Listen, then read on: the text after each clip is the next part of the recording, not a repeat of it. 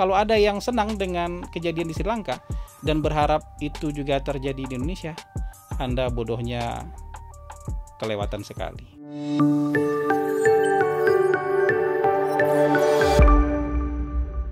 Baik, Assalamualaikum warahmatullahi wabarakatuh. Kita sekarang masuk dalam Mikrofon Hasan Nasbi episode 45. Ya, banyak sekali. Bilangannya bertambah terus dan alhamdulillah AdSense kita alhamdulillah sekali ini sudah bisa buat makan-makan yang lebih mewah makan-makannya.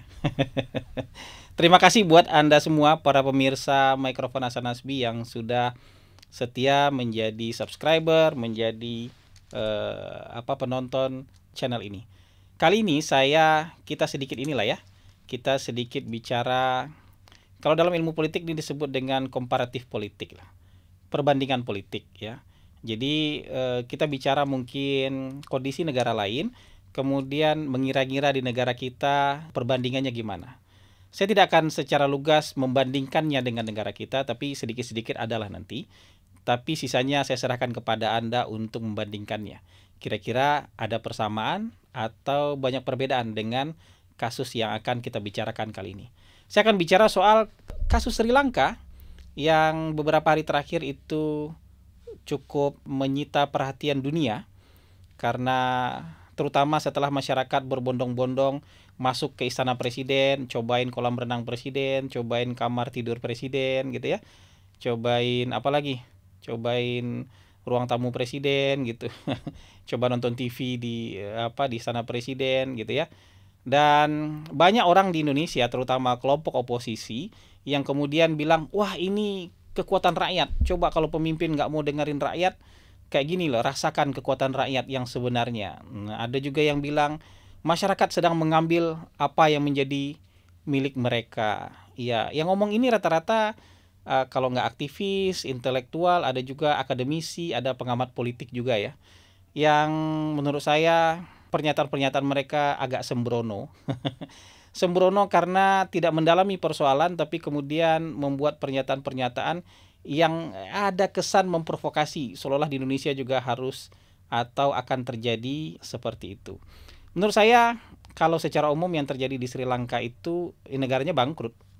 Negaranya bangkrut, kemudian masyarakat menumpahkan kemarahan dengan meminta Perdana Menteri mundur, meminta Presiden mundur.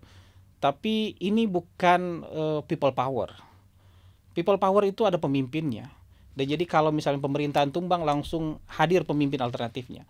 Langsung dibuatkan majelis atau dewan atau apapun yang menjadi pengganti pemerintahan sementara. Sementara di Sri Lanka nggak seperti itu. Presidennya kabur dari istana, Perdana Menterinya mundur, ada Perdana Menteri pengganti si Mr. Ranil, tapi ya ini nyaris tanpa pemerintahan, tanpa pemimpin oposisi yang kemudian naik jadi pengganti pemerintahan yang ditumbangkan. Jadi ini bukan people power ini. Ini justru takutnya jatuh kepada anarki.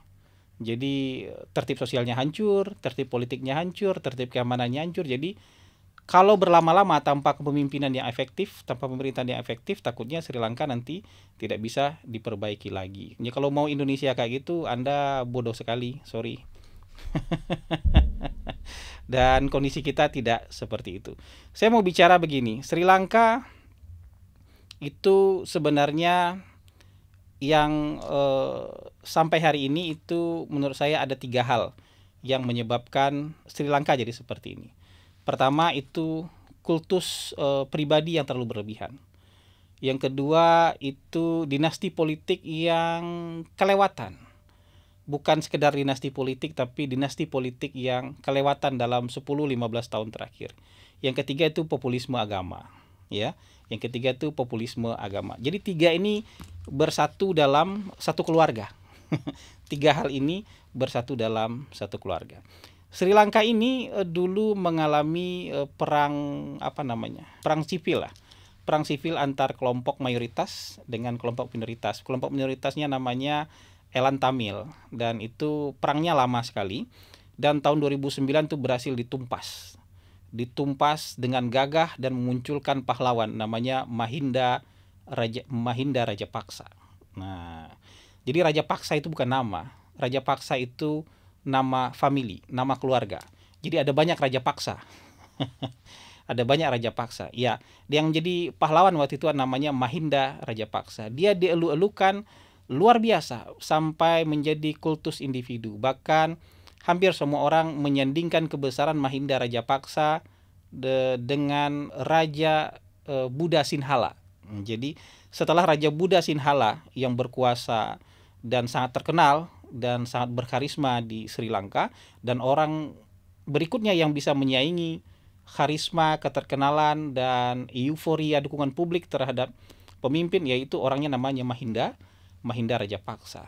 Dia sudah berkuasa dari tahun 2005, sudah jadi presiden dari tahun 2004, dia naik jadi Perdana Menteri, 2005 dia jadi presiden. Presiden dia 2 periode, Mahinda Rajapaksa. Dan karena kultus individu seperti ini, dia jadi presiden 2 periode. Habis jadi presiden 2 periode, dia bisa jadi Perdana Menteri. Dia jadi Perdana Menteri. Dan adiknya yang sebelumnya jadi Menteri Pertahanan itu namanya Gotabaya Rajapaksa. Nah, ini Rajapaksa yang kedua. Adiknya ini Gotabaya Rajapaksa itu diangkat jadi presiden, diminta jadi presiden, disuruh pulang dari Amerika, kamu jadi presiden deh gitu. Jadi terjadilah sebuah dinasti dari tadi kultus individu ya. Terjadilah sebuah dinasti. Dinastinya namanya dinasti Rajapaksa. Dinasti Rajapaksa ini nggak cuma bicara presidennya Gotabaya Rajapaksa, kemudian Perdana Menterinya mantan presiden yang kemudian sekarang jadi Perdana Menteri namanya Mahinda Rajapaksa, yang katanya kebesarannya seperti Raja Buddha Sinhala. Jadi dinasti politik ini bukan hanya presidennya Rajapaksa, kemudian Perdana Menterinya juga Rajapaksa. Ada 7 Rajapaksa dalam kabinet Sri Lanka, bayangkan. Ada Chamar Rajapaksa, dia Menteri Irigasi. Ya. Ada Basil Rajapaksa, Menteri Keuangan. Anaknya Mahinda Rajapaksa ada yang jadi Kepala Staf Perdana Menteri, ada yang jadi Menteri Olahraga. Ya. Anaknya Chamar Rajapaksa jadi Menteri Pertanian. Bapaknya Menteri Irigasi, anaknya Menteri Pertanian. Jadi dinasti politik ini juga membuat muak rakyat Sri Lanka. Tidak hanya minoritas kayak minoritas Muslim, minoritas Kristen, minoritas Tamil, tapi akhirnya orang-orang Buddha Sinhala juga lama-lama muak melihat dinasti politik ini. Karena dinasti politiknya sudah berlebihan. Makanya ini yang dipaksa dulu mundur oleh rakyat Sri Lanka. Yang duluan mundur kan ini sebelum pendudukan istana Perdana Menteri. Ini kan yang disuruh mundur duluan pada saat krisis ini. Perdana Menteri disuruh mundur, ya, Menteri Irigasi disuruh mundur, Menteri Olahraga disuruh mundur, Menteri Pertanian disuruh mundur semua. Yang belum disuruh mundur waktu itu ya cuman si presiden aja. Jadi Rajapaksa yang lain sudah resign, tinggal satu Gotabaya Rajapaksa tetap bertahan sebagai presiden walaupun tidak ada di istana lagi pada waktu itu. Jadi dinastinya memang sudah terlalu telanjang. Dan yang berikutnya kita bahas bahwa ini memang apa ya? Sinhala Buddhism ini itu kayak apa ya? Jadi kayak ideologi negara, ideologi politik Sri Lanka. Jadi setiap orang Sinhala pasti Buddha, dan yang Buddha harus Sinhala atau begitu. Kayak orang Padang lah. Orang Padang harus Muslim, kalau bukan Muslim dia pasti bukan orang, nggak bisa jadi orang Padang lagi. Nah gitu juga. Setiap orang Sinhala harus jadi Buddha, kalau dia nggak Buddha lagi berarti dia nggak diterima lagi jadi orang Sinhala. Nah ini ideologi politiknya Sri Lanka. Orang Sinhala ini 75%-nya orang Sri Lanka, dan ini menjadi ideologi politik. Dan ideologi politik ini brutal dan radikal. Ideologi politik ini brutal dan radikal supaya mendapat apa? Supaya mendapatkan populisme tadi. Populisme ini kan biasanya selalu bicara atas nama rakyat, seolah-olah bicara atas nama kepentingan rakyat, tapi cenderung membelah. Kalau dia bicara kerakyatan biasanya rakyat versus elit. Bisa juga populisme agama saya dan kafir gitu. Orang Buddha melawan kafir. Ada juga misalnya populisme nasionalisme. Iya. Pokoknya kepentingan nasional kita versus kepentingan asing. Jadi tolak impor, nah misalnya kayak gitu. Tolak kepentingan asing itu juga populisme. Nah ini perpaduan populisme yang sangat parah menurut saya. Jadi agresivitas mereka terhadap kelompok Hindu misalnya luar biasa. Banyak tempat-tempat ibadah Hindu dirobohkan kemudian diganti jadi patung Buddha. Terutama di utara Sri Lanka. Bahkan para peziarah-peziarah Hindu dari India kalau datang itu dipantau oleh intelijen negara, dibatasi dan dipantau oleh intelijen negara. Pasca pemboman di Sri Lanka, pemboman gereja di Sri Lanka, itu Muslim mendapatkan perlakuan yang sangat tidak baik di Sri Lanka. Jadi bukan cuma di India Muslim mendapatkan perlakuan tidak baik, tapi di Sri Lanka juga seperti itu. Tapi bukan karena mereka Muslim, tapi karena mereka minoritas. Dan minoritas ini dianggap membom gereja sehingga menyebabkan turunnya jumlah turis ke Sri Lanka. Karena bagaimanapun 20-22% ekonomi Sri Lanka itu bergantung kepada turisme.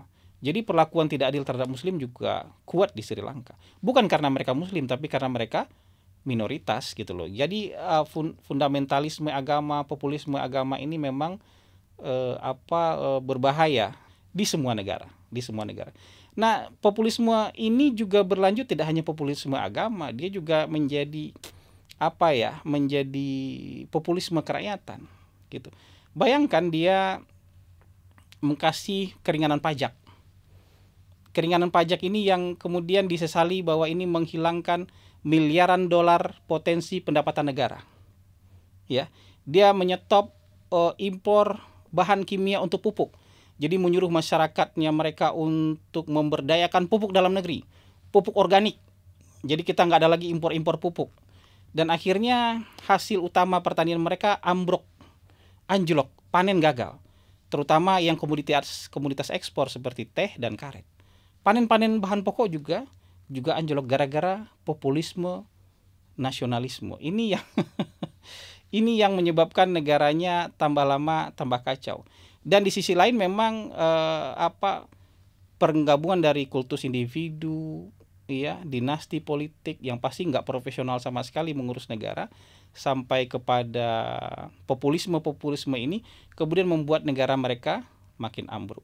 Inflasi naik menjadi lebih di atas 50%. Jadi harga-harga apapun naik di atas 50%. Inflasinya mengejar negara populis lain yang bernama Turki. Turki itu populisme agama yang inflasinya sudah di atas 70%. Nah, populisme agama yang di Sri Lanka itu mengejar inflasinya Turki. Ini sini 50%, di atas 70%. Jadi mereka kehabisan cadangan devisa. Dolar mereka nggak ada. Jadi mereka nggak bisa belanja nih. Bayar utang nggak bisa, mereka nggak bisa belanja ke luar negeri. Jadi mau impor, misalnya impor obat-obatan nggak bisa. Fasilitas kesehatan mereka ambruk, ya. Mau impor bahan bakar nggak bisa. Jadi banyak layanan pemerintah nggak bisa beroperasi, mobil-mobil pemerintah, ya, bis, karena BBM naiknya tinggi dan dibatasi hanya untuk kepentingan tertentu saja. Listrik dimatiin karena nggak ada bahan bakar untuk menyalakan listrik. Jadi jadi memang ini masalah yang sangat kompleks. Itulah yang membuat perintah mereka bangkrut. Sekarang mungkin cadangan devisa mereka sudah mendekati nol. Jadi nggak bisa belanja sama sekali. Nah, orang-orang yang melihat bahwa ini kekuatan rakyat, enggak. Ini negara yang bangkrut. Negara bangkrut tidak digulingkan oleh rakyat. Dia bangkrut sendiri. Bangkrut dengan sendirinya sehingga nggak bisa lagi melayani masyarakat. Mereka sudah tahu nggak bisa lagi melayani masyarakat, tentu masyarakat marah. Karena masyarakat marah ya mereka kabur gitu. Tapi masyarakat yang marah ini kan nggak punya pemimpin alternatif. Sampai sekarang siapa pemimpin alternatif di Sri Lanka? Nggak ada. Banyak negara yang menawarkan bantuan. Tapi bantuan yang mau diberikan oleh negara G7 mensyaratkan ada pemerintahan yang legitimate, definitif, dan stabil.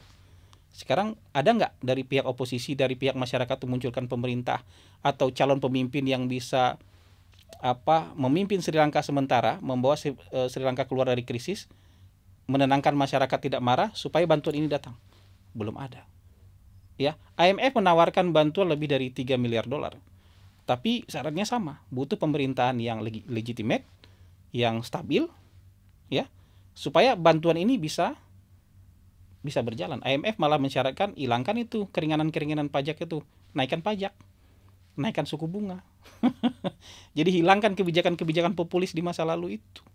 Jadi mau nggak mau, karena Anda sekarang juga banyak mau impor dan segala macam. Jadi begitu syaratnya. Dan menurut saya Sri Lanka akan sulit mengatasi ini kalau euforia gerakan-gerakan rakyat ini terus diglorifikasi. Karena mereka nggak punya pimpinan. Dan mereka juga nggak tahu mau ngapain. Habis mereka menduduki istana presiden terus apa? Apa negara mereka mau diapain? Jalan keluar masalah hidup mereka apa? Kan masalah hidup mereka akan sama saja. Nah, habis ini menurut saya pilihan terbaik dari masyarakat Sri Lanka adalah serahkan kembali kepercayaan kepada pemerintahan yang masih tersisa. Apakah itu di tangan Perdana Menteri sekarang yang dipimpin oleh Ranil? Mungkin dia masih punya hubungan yang kuat dengan keluarga Rajapaksa. Tapi kalau nggak diberikan kepercayaan kepada dia, siapa pemerintahan yang legitimate di Sri Lanka? Kalau ngotot terus dengan glorifikasi gerakan rakyat, negara Sri Lanka akan jatuh kepada anarki yang tidak berkesudahan. Mungkin akan sama seperti Somalia, pemerintahnya nggak ada yang pernah legitimate. Akan seperti Afghanistan, pemerintahnya nggak pernah ada yang legitimate. Karena untuk mendapatkan sokongan dari negara lain, untuk mendapatkan bantuan dari negara lain supaya negara ini bisa tetap hidup, selamat dari sakaratul maut, maka dia butuh pemimpin yang legitimate. Sementara dari pihak people power nggak ada muncul pemimpin yang legitimate. People power aja, bangga-bangga dan senang-senang dengan people power aja, bangga-bangga mandi di kolam renang presiden aja, sementara calon pemimpinnya nggak ada yang bisa muncul. Mungkin mereka akan berkelahi bagi lapak di istana negara. Mungkin mereka akan berkelahi rebutan jatah untuk bisa berenang di kolam presiden. Kita nggak tahu itu. Tapi itulah pentingnya tertib sosial. Itulah pentingnya ada pemimpin. Bahkan Nabi saja pernah bilang, 2 orang kalau sedang berjalan, pergi bepergian jauh, 1 orang harus diangkat jadi pemimpin. Apalagi ini sebuah negara nih, yang hari ini tidak punya pemimpin sama sekali. Dan kalau ada yang senang dengan kejadian di Sri Lanka, dan berharap itu juga terjadi di Indonesia, Anda bodohnya kelewatan sekali. Terima kasih. Wabillahi taufik wal hidayah. Assalamualaikum warahmatullahi wabarakatuh.